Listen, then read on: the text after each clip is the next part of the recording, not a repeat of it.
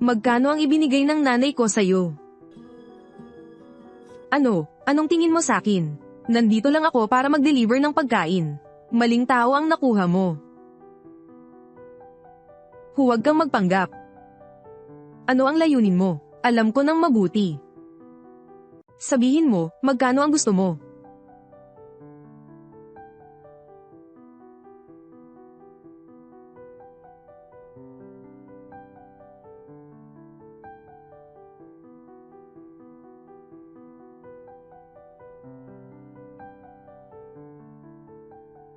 Kunin mo ito.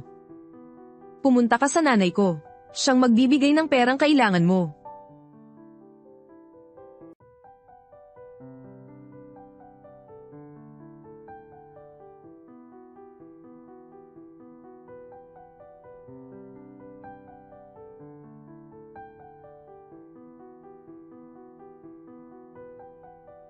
Alo, guro. Handa ka na ba sa bayad sa paaralan? Binigyan na kita ng sapat na oras. Handa na ako.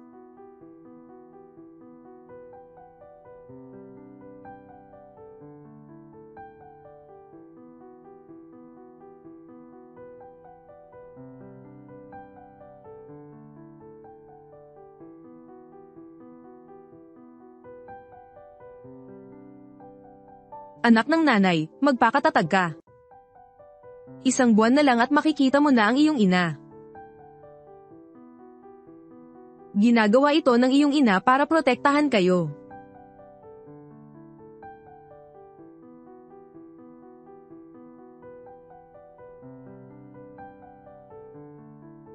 Sabi ng guro mo, nabayaran na ang iyong matrikula.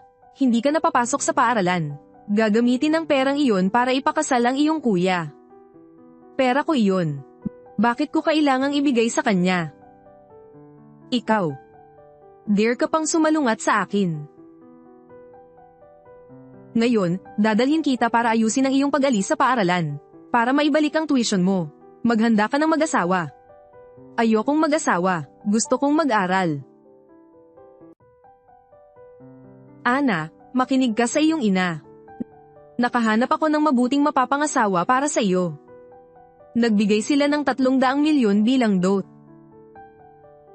Kahit maging professor ka, walang magbabayad ng ganyang kalaking halaga. Nanay, anong tingin mo sa akin?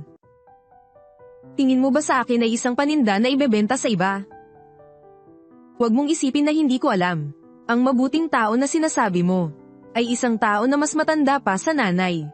Nanay, huwag mo nang kausapin siya. Ana, wala kang karapatang magdesisyon. Kailangan mong mag-asawa.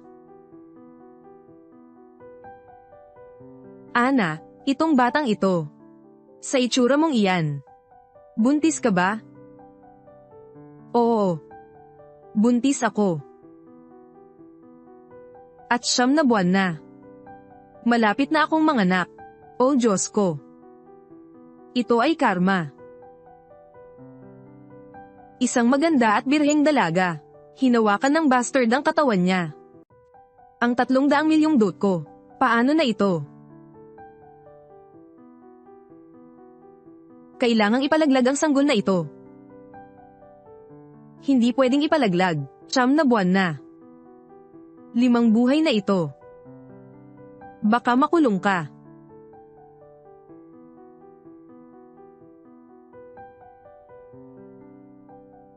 Nanay.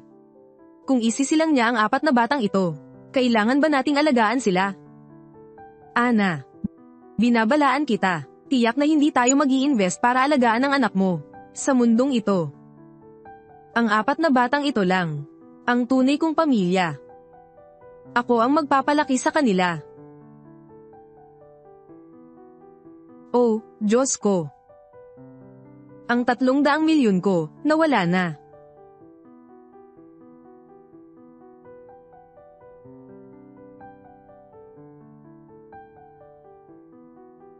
Tulungan niyo ako. Tulungan niyo ako. Iligtas niyo ang mga anak ko. Nasaan ka? Bilisan mo, pumunta ka na para iligtas ang ating anak.